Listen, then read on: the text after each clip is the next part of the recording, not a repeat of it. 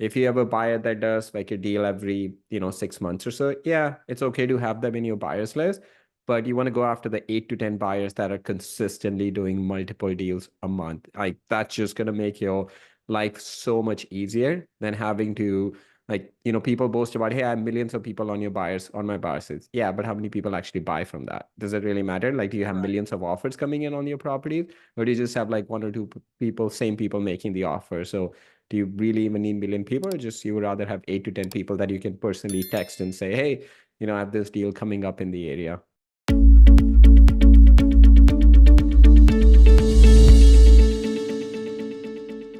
Hey guys, welcome to REsimpli's weekly mastermind call. Super excited to have everyone on this call.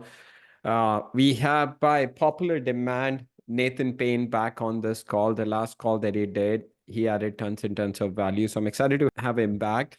Nathan, let's get started, man. Give us a little quick intro about yourself, and then we can. Yeah, the last call that you did was fantastic. I think tons of people got a lot of value out of it. So I'm excited to have you back. Yeah, just Yeah. give a quick intro, and then we can jump right into the call.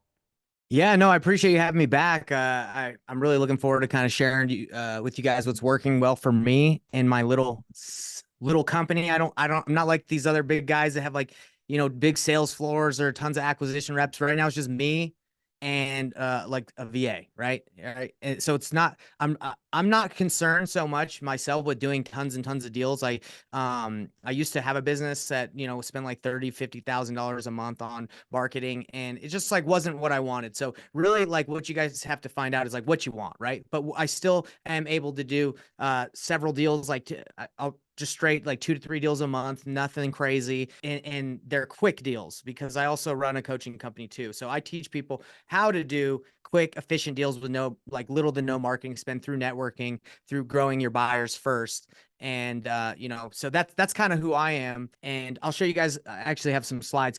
Is it okay if I show some slides? Yeah, please go ahead, man. So like I said, nothing wrong with doing marketing and doing that, but I just also feel that like sometimes people aren't in the right stage yet to do that. And I believe that building a foundation of like getting your buyers, understanding your market, picking one market, all those things are really necessary in order to really scale, right? Scaling is great.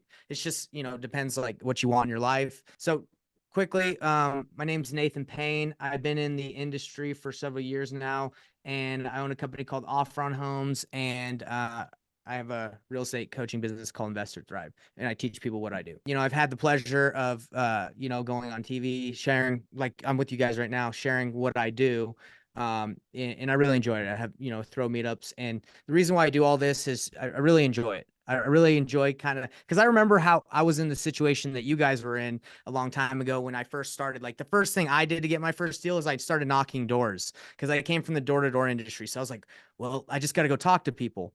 And I just went out and just didn't really have any direction. I just started knocking doors. And when I wasn't knocking, I was just cold calling a note. No, it wasn't the notice to default. It was the expired listings list, right? And the thing is, once I found someone that wanted to sell, I was scrambling and struggling to sell my deal. I barely sold my deal. I signed it to a guy after having to go back to the seller and renegotiate it. I made $5,000, and I was really worried because I was like, man, I got somebody by not being able to sell his deal that I have under contract. So, like I said, now I teach, and what I do is I have buyers, and or I know where to go get buyers before I commit to buying someone's house and saying, yes, I can pay $500,000, or yes, I can pay 600,000, and I really just don't know.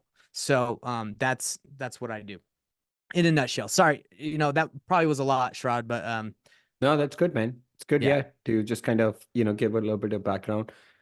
that's So that's yeah, I mean, me. tell us like so what is it that you do? How are you wholesaling? I mean, your niche is finding cash buyers for the properties that you have or other investors in your area have, correct? Exactly. Right. So with the way things are going right now with technology, everybody, there's a lot of companies that are coming out with like platforms where they post deals. I think there's Propelio, there's Investor Lift, there's the MLS. There's just a lot of these coming. I could keep naming them, but there's just a lot of places that you can go find deals. They're already there. and they're putting these properties out for sale so a buyer can find it. But if I'm a buyer, I don't have time to be scoping and looking at deals all day. I'm concerned with my crews. I'm concerned with doing other functions other than finding. So what I do is I get close with 5 to 10. I have more buyers than that, but 5 to 10 is all you really need. And you figure out what their buying criteria is. And then if you look for them, and if you find something that's would fit their criteria, you reach out to them and you would say, hey, I got something that I think you'd be interested in. What would you pay for it? Right. So once they give you their offer, you bring that to the wholesaler, the agent, whoever has the deal, and you just say, hey, I'm willing to pay so and so this much. You can either tell them, your price so you can make a spread. So, your buyer's willing to pay a little bit less than, or a little bit more than they have, but you want to make 5K. So you would just mark it up so you can make your spread. Or what we do a lot of the time is we just say, hey, buyer, I'm going to bring you a deal. Just pay me $5,000 at closing. This is the price that the wholesaler wants, right? So we'll just sell it. And then at close, they'll just pay us through an invoice. They'll pay us through Zelle. It doesn't matter, like however you want to get your money. But yeah, just in a nutshell, we know where the deals are, we know where to look, we know what they want to buy, so we bring those deals to them, and you just keep doing it. You're like pretty much like a buyer's agent, right? Like without a license, you're just like, hey, you want to buy a house? Let me just send you a bunch of opportunities, and you tell me what you want. Essentially, that's kind of like what you're doing, but you're a little bit more like focused and geared towards like specifically what your buyers, your investors want, and that's what you're looking at, and not wasting your time with opportunities that don't make sense. So someone who's just getting started, like what should be the first thing they do is find the properties, connect with other wholesalers in their market that have properties, or build a list of buyers. Like what's the first step? So what we teach and what we tell people to do is, it doesn't take a lot of time to get 5 to 10 buyers, right? You can join Facebook groups, local Facebook groups. You can go to REIAs. You can, I would say Facebook groups and REIAs are like the quickest and the most effective. That doesn't really cost you anything. And we tell people to reach out to title companies that are investor friendly. So I'll show you. This call today will probably be more about implementation and like actually how to do what I'm talking about versus theory. Is that cool, everybody? You guys want Yeah, to yeah, see what I'm talking about? absolutely, man. All right, so we tell people to just go and join Facebook, like a Facebook group. So let me give you an example. So if you're starting in my market right now in Utah, you could just say Utah real estate, and you'll see a ton of them because I'm a part of them. But if you just type in Utah real estate or Atlanta real estate or Georgia real estate, whatever state you're in, real estate, you'll see a bunch of real estate investor groups. So let's go to this one. So if I want to know who the real buyers are, you could say like you could just type in cash buyers, but the thing is there's a lot of wholesalers that come in on these and they leave their emails, right? So you don't really know if you're dealing with a real cash buyer or not. And that's why I don't like doing that. What I like to do is I like to reach out to title companies and network with them. So you'll usually see people come in and ask recommendations for wholesale friendly title company. So these are the title companies that are investor friendly because they're in a real estate investor group. Christina Mosier is actually my escrow officer, but you can see how active she is here. Matt Theobald, who is a investor here, he's like, hey, Christina, Tyler, use Christina. And then she's like, hey, Matt, what's up? So she is a great contact to have. I'm sorry, go ahead. No, no, sorry. Go ahead. Continue. Oh, so all you do is you just type in title companies and you can reach out to these title companies, and usually people will drop their contact info, like their cell phone number. And then I would call this title company and just be honest, like always be honest, but just say, hey, look, Christina, my name's Nathan. I'm brand new to the area as a real estate investor. I want to fix and flip, but I'm not ready to do that yet. So I want to wholesale. But I was wondering if you have any fix and flippers that I can contact, that I can network with, that would be good for me to wholesale deals to, or just to have in my back pocket, to network with. And then, sometimes you'll talk to the assistant like at the front, and she won't really know what's going on. But if you can get to like an escrow officer or someone that is being recommended, by calling and asking for them, they'll give you the information. Now, if they don't, it's okay, because you at least now have a good connection where you're going to need a closing escrow officer or an attorney, where whatever state you're in, you're going to have contact.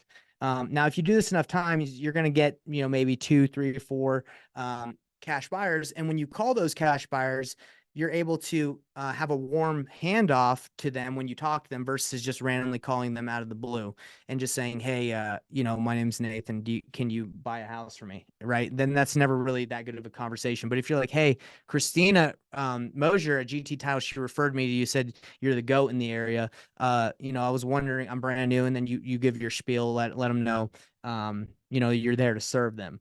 But that's what we recommend when you first start. So if you guys were brand new and you go to an area, I'd recommend doing this. This probably would take you maybe 3 to 4 days to accumulate like a list of buyers to network with. And then we say, hey, now you got like a little bit of a base. Let's say you did it and you didn't get anybody and no one wants to talk to you.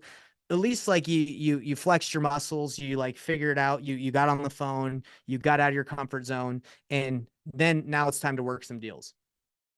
Did that answer your question on the first thing, Sherrod? Yeah, man, I agree. I would say 100%, like building your buyers list through title company is one of the most effective way, because you're going to get such high quality buyers, especially, most of the buyers, like when we buy properties, we're buying our properties with the same title company. Every single transaction that we close, it's always with the same title company. And we've been referred by our title company with a lender, a local lender that was selling bunch of properties. We ended up buying that lender alone. That one contact alone has made us over 7 figures just with that one contact. So if you're not doing that, the title companies are only going to give you reference names of people that are actually closing transactions. They're not going to give you people that just have listings but not closing. So that's one really important thing to keep in mind. Title companies will, and you don't have to say, hey, can you give me the number? If they're not comfortable, just say, hey, here's my information. Can you please pass it along to the buyers? Which is what we've done in the past also. And then the buyer can get in touch with you. If you're not doing that to build your buyers list, highly, highly recommend. Great, absolutely great tip, Nathan. Yeah. And 100% agree with you. It's really, it filters, gets rid of the people that aren't serious, right? Because again, if you on Facebook, anyone can drop their email and say, hey, I'm buying, and then you're dealing with someone going to close and you find out they're a wholesaler and they just wasted your all your time, right? Go straight to the source. Title companies are great. So now that you've been able to find 5 to 10 solid buyers, the way people are like, how do I develop a great relationship with buyers?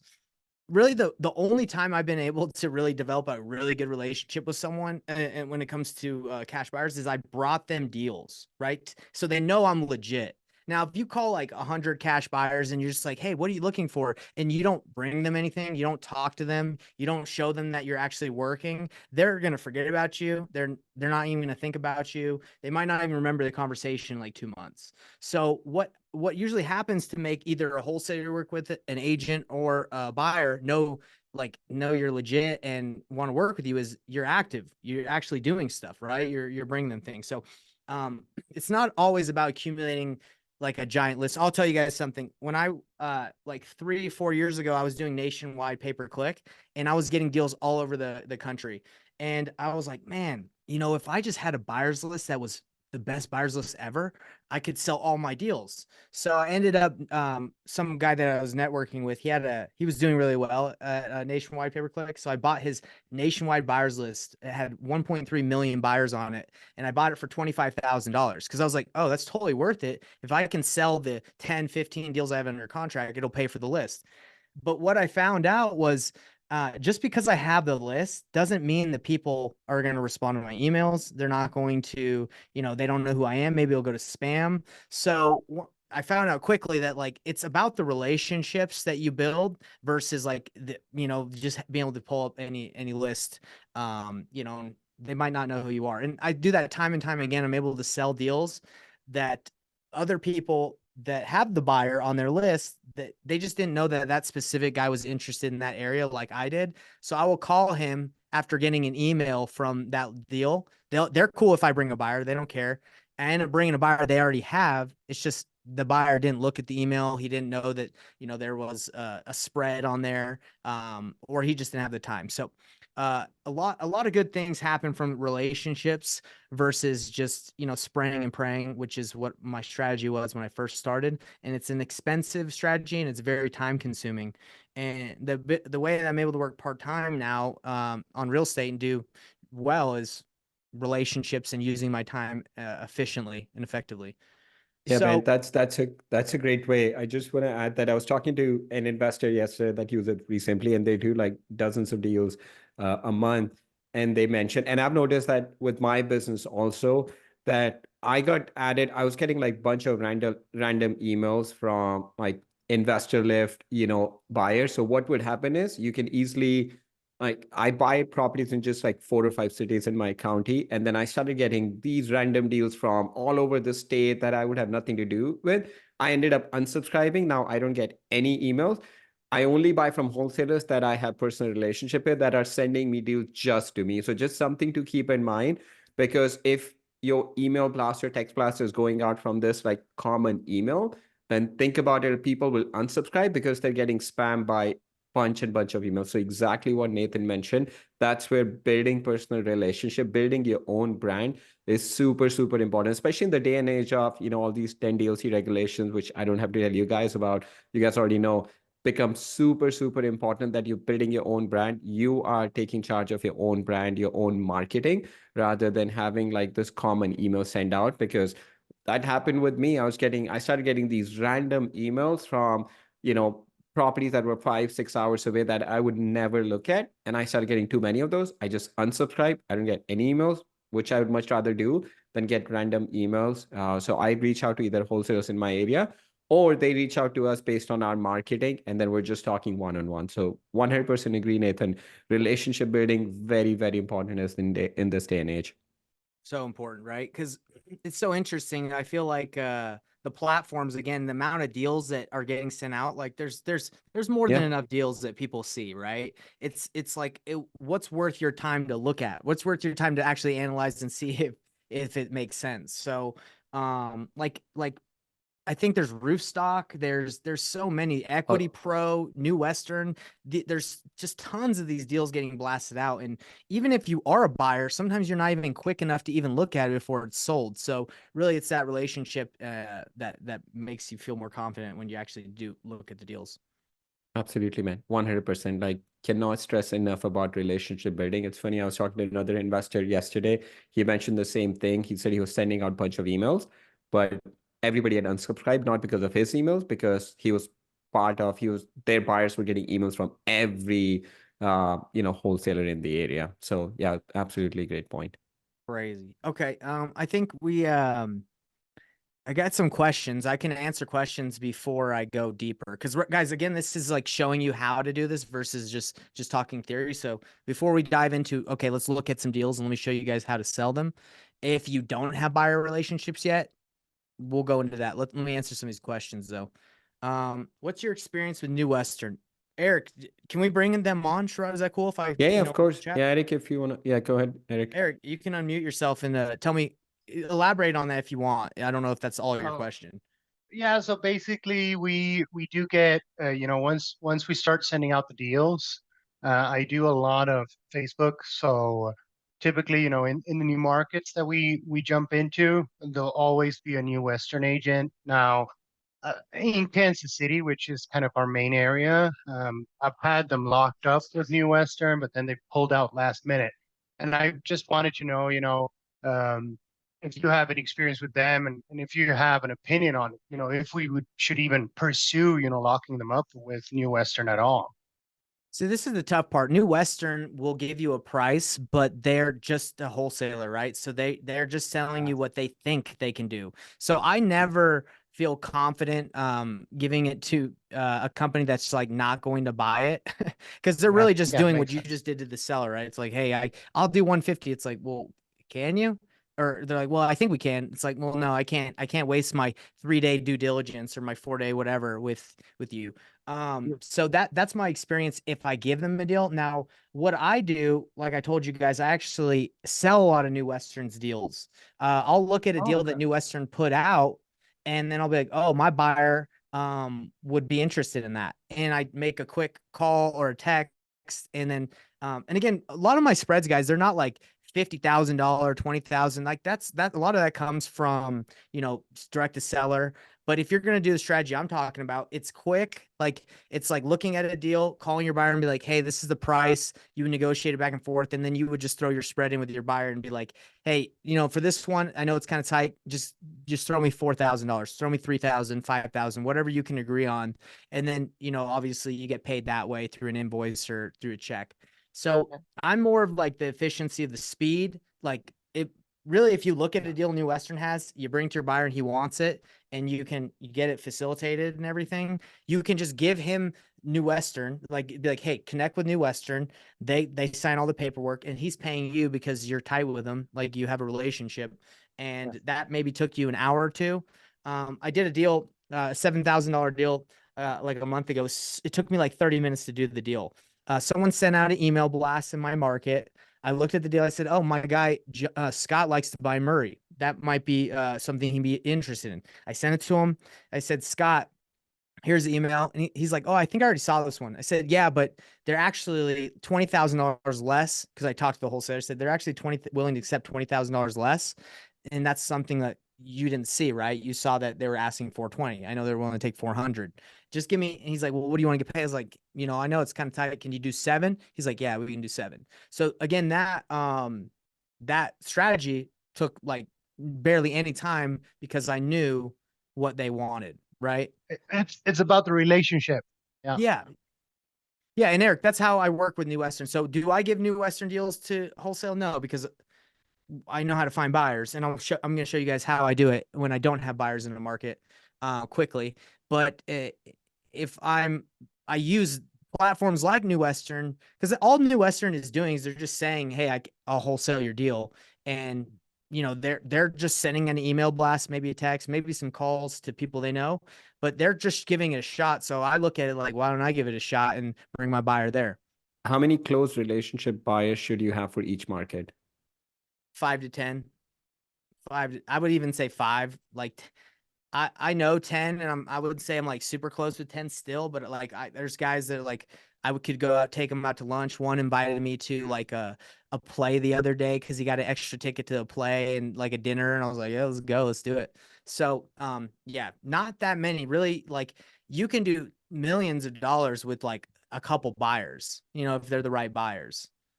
So you Yeah, don't have to get absolutely, too. man. It's all about quality over quantity. And then once you have the quality buyer, just keep building the relationship, and then make sure you keep feeding them the right deals. And that's what it's all about.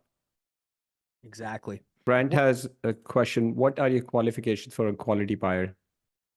I would say a qualification that I have is that they've actually done a deal before. Like I want someone that like I know I don't have to walk them through like what hard money is or like how to do a closing with as is like cash. So that'd be one. It really depends what you're trying to look for. So I would say a qualification is like they know what they want, right? Like if they're just like send me anything, that's for me. I'm like, hey, I can't just send you anything. That's gonna waste your time. It's gonna waste my time. Like do you know how many bedrooms and baths you want? Do you know square footage? Do you know date? Do you know size? Like you want to ask the specific questions so they're not just blowing you off. Because I've had a lot of new wholesalers reach out to me and ask me the qualifying questions, and I'm like, just go bring me a deal. Let's see if you're still doing this. And like I don't say that, but in my head, that's what most buyers are thinking. They're like, I don't even know if you'll be doing this in a month. So really just like push back on them if they're like trying to get rid of you, and ask those questions. Be like, hey, I totally get it. Like I've done several deals, or maybe I haven't done any, but I'm gonna grind really hard. But you want to find out really their criteria and if they've done deals. Another question is how many deals can you take on a month, or how many deals can you take on right now? Because if they can do one every 6 months, then that buyer, like you might want to build relationships with someone else that can repeatedly do business with versus just one, and then you got to find someone else. What we're talking about is building those relationships so you have a good foundation in your market. Now, if you go ahead and like try to do this all over the United States and like 5, 6 different markets, different cities, it's going to be difficult. Right now I'm in 2. And I used to be like, when I first started, I was like, oh, I can do the whole United States. And the thing is, if you do like a lead gen strategy that gets like multiple areas, then leads might be cheaper, but then dispo might be more time consuming or more difficult to like build those relationships. So there's always give and take, right? So let's talk about, let's say everybody in here does the title company thing. They take 2 to 3 days to do it. And, they got some buyers, right? Now you want to go look at some deals. And let's say, this is actually a strategy that is very important, I think, is they call this the neighborhood neighborhood flipper technique. I don't know if any of you guys have seen this before, but it's finding buyers in an area where they're actually doing deals, right? Because let's say you have 5 buyers and they love buying, but there's a specific neighborhood and none of them are really interested. What do you do then? Do you just give up? No. So I'm going to show you this technique right now. But really quick, does anyone have a property that they can throw down in the chat that I can show you guys how to find a buyer really quick?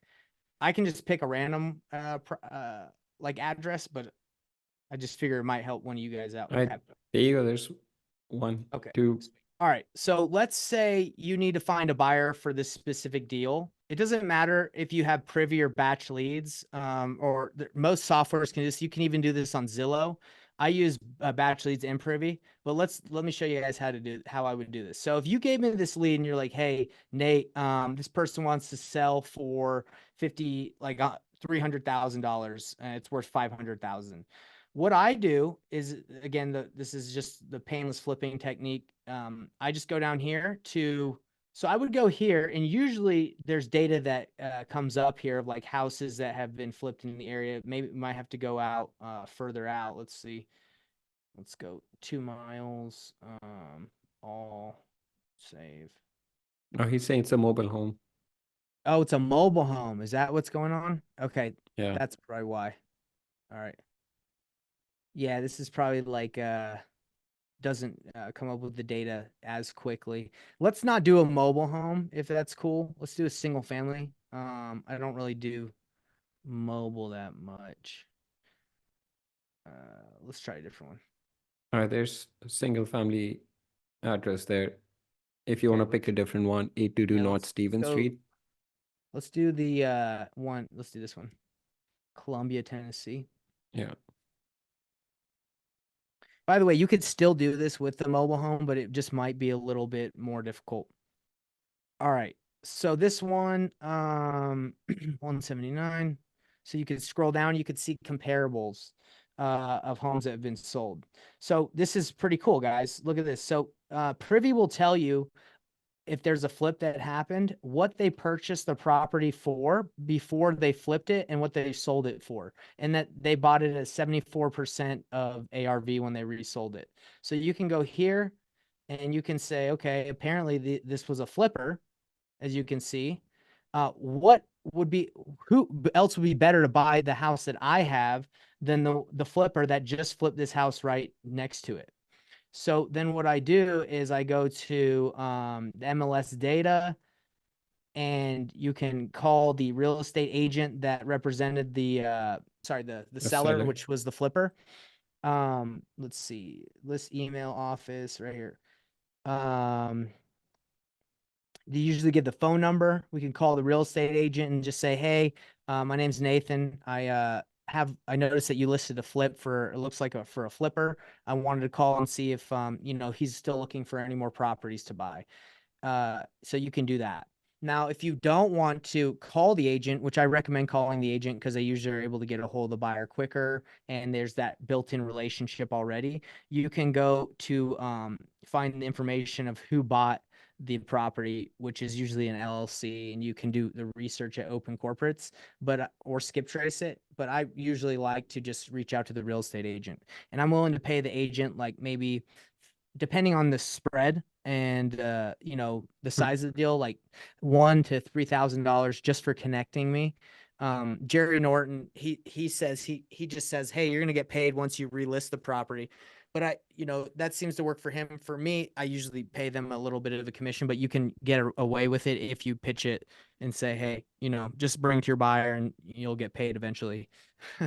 Depends how you want to work it. But that's one of the strategies that I use. And it's pretty sweet because, again, you can already see that this is a flipper. And if you're not getting a lot of action, you can just reset the filters. You can make it go further out, change what your criteria is. There's one other thing I wanted to share about this. So I'm just looking at this area. Doesn't seem like it's that big of a Mount Pleasant. I don't think it's like that big of a spot. So Absolutely.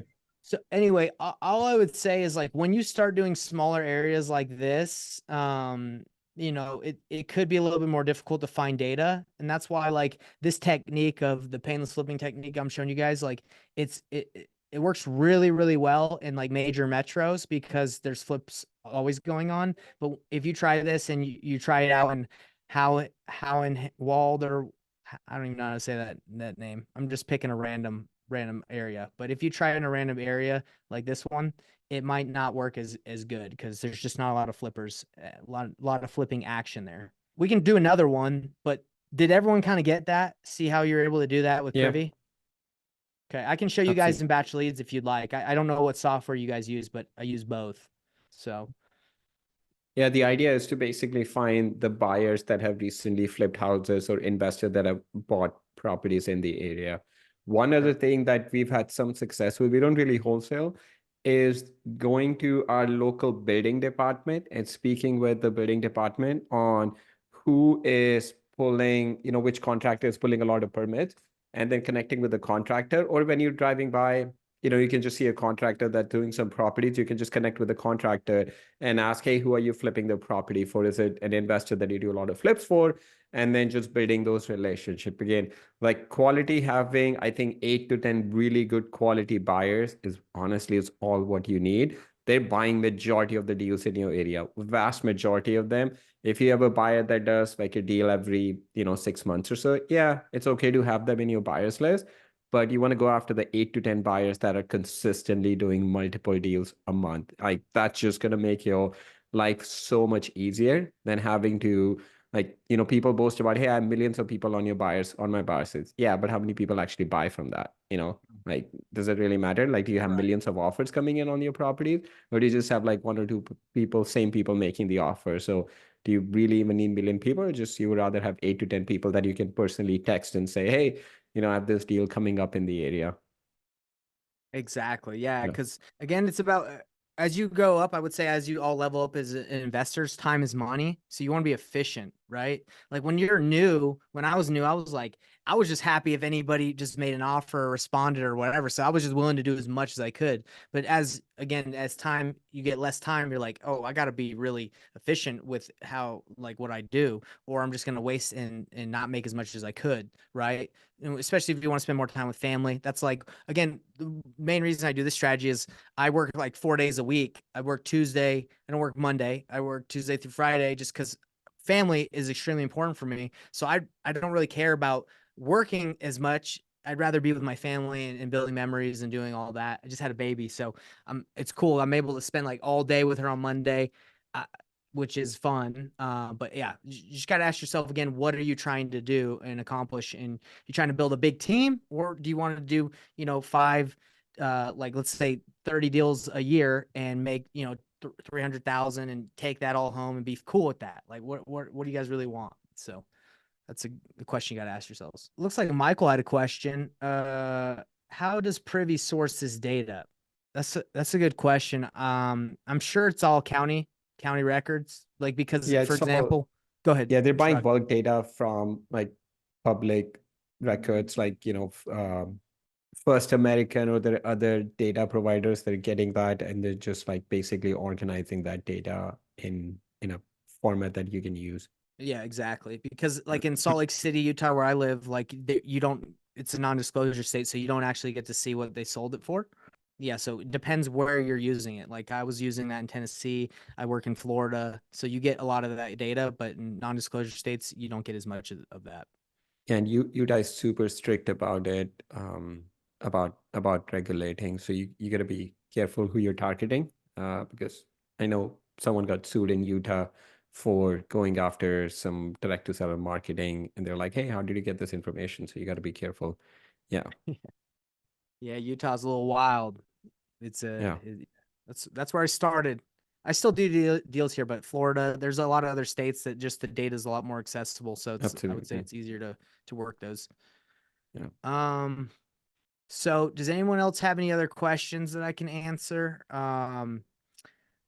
I can make a call to, does anyone need to sell a deal right now? And I can call somebody and show you guys how to do it. I don't mind calling someone right now. Yeah, that would be super cool, man.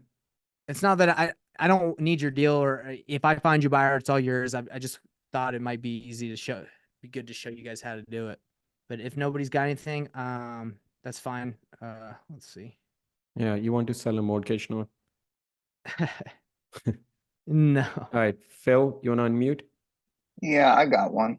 I Okay. just put Yeah. under contract and we we cleaned it out. But it's not, I haven't listed it. Let's see here. Sorry. Or you Find the did address for you. did you close on it yourself? Yeah, we did close on it. Okay. So we own it. Cool. 106 Fairfield Street, Newville, Okay. Pennsylvania. It's also a smaller town, but it's not too far from like Carlisle and Harrisburg, Pennsylvania, which are, bigger cities. 106 what? Fairfield Street in Newville, Pennsylvania. And you say Newville? That's correct. Pence, PA. Okay, I think I got it. Fairview Street. Did I get to say that right? Phil, is this the address that I put in the chat? Um, Is this it? I think I just typed it in. yeah, Fairfield Street. Let me That's see it? the picture of it. What was I saying? Fairview? Yeah, but this popped up Fairfield, so I think we're good. So no inspection. Let's see. So if you closed on it, I would say that the smartest move is just to list it, especially if you you could Gotcha. attract more buyers that way. If you try to sell this to a cash buyer, even if you own it, I think you're going to get less than if you list it. Yeah. Okay. So just doing the technique I just said here doesn't look like there's pulling any data. That doesn't mean there's no buyers there, but Yeah, you you would got to go probably into Carlisle. yeah, you'd probably have to go into Carlisle, or like you're saying. So let's see. Yeah, we close mostly everything. Which is cool. All right, well, and then I'm assuming because it's an investor, that, So it would work the best on like bigger towns, and government. Yeah, where you this- have like This isn't maybe probably two, gonna three work. hundred thousand population. Yeah, this is like if you did it and just looked in Carlisle, you could just like find out who closed transactions. I would go to batch leads and I'd find out which cash buyers are in the area. But yeah, that technique probably won't work that well. Let me go to Gotcha. Zillow real quick because let's see. Actually, Zillow. The one right beside it, I mean, it's a 120 ARV. This is more of a, I would say more of a buy and hold investor that would buy this and not a fix and flip. We bought it for 70 and, are looking to get like 90 for it, 90 to 100. And the ARV is, like I said, there's one right beside it that sold. I think the one attached to it sold for 120 in okay condition. Yeah. Another way to do it without any of those softwares are just to see what's for sale and just look at the pictures and see if they've been flipped. This town might not be like a place where there's like really big fix and flips going on. Like if it Yeah. assume that it's buy and hold, like you were saying. That's what most Yeah. people are probably doing. Okay. Yeah. So that's yeah, definitely list that thing, and if you're gonna resell it, that's what I would do. All right. Let's David see. has a question. Why do you say it would be better to put it on MLS because he already owns it, or because it's a small town? Both. small town, you're just gonna, when you put something on the market. Yeah, so I know you're busy. Here, let's mute you, Phil. Okay. Yeah, so when you put something on the MLS, it's really like the ultimate buyers list, right? Like everybody, everybody's eyes, people are going to see it. So you're just going to get more competition, more people to buy it. So I'll give you an example. I had a deal in Fort Lauderdale with a seller, and the seller was wanting like close to 400,000. So I was like, hey, I'm going to need to be around like 320. Let me tell you what everybody else will pay as well, because I'll reach out to my network. And most offers were coming like 290, 300. I think the highest one was 350, but we don't even know if that was legit.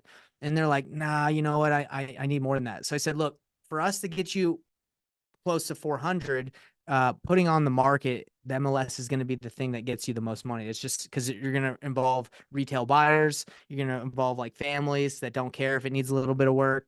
So we put on the MLS, and then within like 4 days, we got an offer at 390. So like $40,000 above the so-called like best offer, which I would think maybe 320 is probably what it sold for. So like, what is that? $70,000 more. Yeah, so you just get more money, more people see it. And we sold it in less than 30 days. And the way that I got paid, so a lot of you guys know about novations. I knew this seller, so I said, hey, how about we do this? I'll just set up everything through brokerlist.com, and it's $150 for us to list your thing. Put my name as the contact info for like the person to reach out to about the deal. I'll facilitate the showings. I'll make sure, we take care of everything, and just pay me $10,000. And he was like, okay, cool. And then once it's sold, he just Zelled me $10,000. It's actually ended up coming out to 9,000 because we had to do a little price reduction. But anyway, that's how I was able to do it. So without being a real estate agent, I just talked to the seller, said, hey, this is what's going to be best for you. If you go cash, it's not going to be that much. They were cool with it.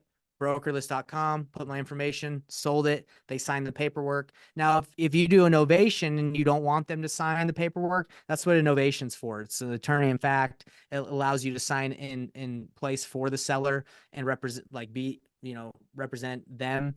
And but I didn't have to worry about that again, because I just said, hey, seller, you sign everything and just pay me at close. So I do you a lot said of it's invoices. brokerless.com. It's basically like flat fee MLS. Is that what it is? Yeah. Let me show you guys really quick. I actually have a YouTube video that breaks it all down too. I think maybe I'll just share That's share pretty that cool. with I'd you never guys. heard of it. Yeah. Oh man, I'm telling you, it's so easy to do it. This was like the easiest deal I've ever done. It was crazy. So it's kind of like novation, but you just basically got involved in that deal and it said, hey, we'll like list it and you'll manage all the back and forth with the buyers and Yeah. the agents and stuff. Yeah, the thing with an assignment or a novation, it's just like you're trying to like stay in control, right? And what I do a lot is I just tell people like, hey, this is what we can do. And instead of like being worried that they're gonna like not pay me or like run away, with my money, I don't really worry about that, because if that were to happen, obviously we're not going to do business again, and that usually doesn't happen if you have agreements in place. And we still sign like invoices saying, yes, this is what you're going to pay me. But yeah, that's the only difference, is the novation is like it's paperwork to list it for them. I just said, hey, I'm going to list this for you. Yeah, well, you're going to list it, you're going to sign all the paperwork, I'm just going to handle everything. So I have a video that shows you guys how to do it exactly. Let me see. And you're just paying like $99 or something. Yeah, let's see. I think I showed it in But here. depending on how many pictures you're putting, that's what it is. Yeah, that's all it Yeah. is. Yeah, here it Yeah, is. this one. So if any of you guys are interested, how to list a property without being a realtor. So if any of you guys want to check that out, I'll just share Yeah, it can right you put it here. in the chat? Yeah, so I walk you through like how to go put it on there, how to find buyers. That's so cool, man. I'd never even heard of it. Looking at this website, you would think it was a joke. And it's nationwide? Yeah. As far as I know, it's nationwide. They haven't said on their site that there's any states they don't do. Right. But extremely simple. I just paid $150. They emailed me, and yeah. And if any of you guys, if you want to help me out, subscribe to the channel. It would help us grow. But Cool. Thank you, yeah. man. And one thing that I do, guys, if you are interested in seeing any of these videos, is like, I don't like to just talk about theory. Like, I like to show. So I would say a majority of my videos are like implementation of like showing you how to do stuff versus just talking about it, which I think helps. That's how I learn, is like, let me just see it versus talk Cool. about it. And Brand had a question. What software are you using to send out emails or text to your buyers? You're doing like one-on-one, right? You're not doing Yeah. email blast or text blast. No text blast, no email blasts. It's just calls and, you know, having those certain people that I reach out to. I will tell you what we've noticed is, like, ideally, you know, like, just to keep everything in the system, like, you want to text emails from REsimpli, or, Of course. you know, just so they can. However, I'm just saying from personal experience, our affiliate manager, she had an Android phone. All right. I'm not, you know, dishing on Android or anything. We said, and she was texting people, not getting any response. We said, hey, we're going to pay you to get an iPhone. Her response went up. It was just craziest thing. She's getting more responses.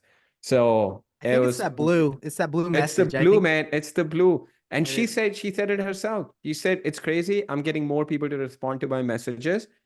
And I said it's because of the blue thing. I mean, I'm not saying like iPhone is a better phone or anything, but just if other person has iPhone, it's just kind of feel like, oh, this is like someone, you know, like I know or whatnot. Or you could always add them on WhatsApp or something. But it's crazy. Like, just in last couple of weeks, we got our affiliate manager an iPhone, and her response has gone up now. Yeah, just because of the I don't know if it's a blue thing or whatever it is, but she's getting better responses now than she was previously. So if you guys can see, this is a Yeah. conversation that like I'm having. This is what we mean by the blue message. Like when you send a message and it's blue, then you automatically know like, okay, this is a cell phone and Yep. this is an iPhone. Now let's look at this one. Should I let me find one that I don't know like if it's legit or not. Let's see. Okay, right here. This is an example. So this is Equity Pro. This is where I get a lot of deals. I know that this is not an iPhone. So when I'm getting these messages and it's on the phone too, they're green. Then you're like, okay, this isn't really like maybe a real person. This is either like a robot or a system or whatever. So that's what we mean is the blue lets you Yeah, I know. would, if you have like those super VIP buyers, Brent, I would say, I mean, if you have an iPhone, again, not like saying anything bad about Android, but if so there you go. So you have an iPhone. But if it's a crazy thing, man, when you text someone, they see the blue, instantly they know it's a human that texted me versus, you know, it came from like a bot or, you know, a software. So it just, like, we've noticed in our business, the response, you know, when someone from our team is reaching out, it's gone up because they see the blue tick. So like if you have the VIP buyers, I would, if you could personally text them, I think you would see better response. And another thing that I think is going to happen is like with AI and how much easier it's going to get to like automate everything and like text blasts, and like people are going to really appreciate that the relationships. I think it's gonna, if you can do that, you're gonna set 100%. yourself apart from, because how many texts are you getting or am I getting that I'm like, I don't even know who this is. I don't know if this is legit. Even on DMs, like now when I get DM'd, I'm like, could this be like someone that's acting like someone? Like I think it's all trust is going to be something that's harder to come by as time goes on, especially through communication. So Yeah, especially on the VIP buyers, if you can focus on the relationship, and the more it feels like it came from an individual, it was just like one-on-one exchange, the better response you will have. I mean, we've noticed in our business, we're getting better responses because our affiliate manager, she's texting from an iPhone. She didn't change anything, no change in message, nothing. The only thing she changed was she went from an Android to iPhone, and that's all she did. Yeah. So Desiree, the Android, kind of what Nathan was showing, when you're sending out text messages to someone else who has an iPhone, it shows your message in blue versus it shows in green. That's the only thing. So you know you're texting with someone who has an iPhone. It's the craziest thing. but it makes a difference. Yeah, if you look at this one, Yeah, this is yeah, some guy so from that my church. I know him, but still, like if I just got a right, random text with this and I saw this, I would assume it's not like maybe yeah, not a real person. yeah. I know. Just the definition of real person is changed. They gotta have an iPhone now. Right, It's it's crazy, man. crazy. It makes a difference, man. It's the craziest thing, but it makes a difference. You know, Nathan, you've talked to Shanae, right? Mhm, She mhm. said like her response has gone up just since she got an iPhone a couple of weeks ago. Oh, Nothing else changed. I Yeah. guarantee So it. I guarantee it. Yeah, for sure. When yeah. you So see that, Brand, if you're doing like super VIP buyers that you personally want to build relationship with, I would just text them personally. So they know that, hey, it's like Brand texting me, so it's gotta be a good deal. And you would see much higher response. And then if okay. you have someone on your team, they could just text from REsimpli and they just keep the communication going. But yeah. Yeah, exactly. And that's what I do a lot of times. I'll establish that relationship with my phone. Then I'll just say, hey, this is my work number. If I reach out to you from here, it's, it's me. And then they know it's like you, right? Like then the REsimpli number, you can continue that conversation from there. That's what I would do. All right, guys. Any other questions about what we've talked about? Obviously, there's a lot we can go over, but I wanted to keep it kind of specific and No, short. man, Maybe. this was really good, man. Just to Okay. recap, you would say the best way to build quality buyers list would be to go to the title companies, right? I think that's Yeah, what we've noticed. Like if you could just pick one method to build quality list of cash buyers, go after the title companies and focus on quality over quantity. If you have like good list of people, 8 to 10 buyers in your area, that's really all you need. They're buying 80 to 90% of deals anywhere in your area. So, you don't want to have hundreds of thousands of people that are just buying 10%. Just have 8 to 10 people that are buying 90% of the deals. And then you can just like personally text them and then just build relationships with them. that's it. That's what I would say. I mean, there's a lot of different strategies, but that I would say if you can establish that first, and especially if you're new, that's what we teach people in my the mentorship that I have. Do that first. Like if you're new and it's scary to call title companies, you'll find out quickly that they're very friendly. It's going to kind of get the rust and the dust off if like you feel like you're kind of just waiting to take action. Do that first. Kind of it makes you feel like, hey, you are doing something, but it makes you feel good. You're an investor, you're doing your stuff. So do that first, and then go start working deals. There's more than enough deals right now, guys. Like let me show you one more example before we go. So this is just one platform, Equity Pro. Okay. So Equity Pro, I was showing you guys, look how many deals they send me. So yesterday they sent me a deal. They're like, hey, look, here's another deal. Here's another deal yesterday. So that's what, 2, 3, Saturday. They're even working Saturdays when I don't work, Friday. So just by being tight, and by the way, I'm cool with Equity Pro, Jeremy over here. Like he'll send me, I've built a relationship. So he sends me like, he'll let me know if like, hey, this one's got good spread, blah, blah, blah. So then I'm like, okay, this is actually Spring Block Flip. It's actually where my guy likes to buy. And that's just one. That's Equity Pro. There's New Western, there's Propelio, there's Investor Lift. There's so many out there. So if you're like, there's no deals, there's deals. There's more deals than any of you could probably ever do that are out there on the MLS and all that stuff. There's just too many. You got to be quick. So how can you be quick? You have to be quick to talk to buyers. We literally just got a property under contract yesterday where someone sent us a deal from another wholesaler. This was someone we know. They're not even asking for money, but we'll cut them a check for like a couple of $1,000s. They were asking 68. We were able to buy it for 60. The property is worth about 220, 225. It needs some work done, but this is something I would happily write someone a check for. Like, hey, you helped us get a deal. Here's a couple of $1,000. Keep bringing us more. Keep bringing us more. Exactly. Yeah. Yeah. So So you're a great example of like, hey, if I bring you something, I'm not asking for you to pay me 20, 50,000. If it makes sense and you like it, and 5, 6, whatever makes sense. And then we're yeah. all happy. We all win.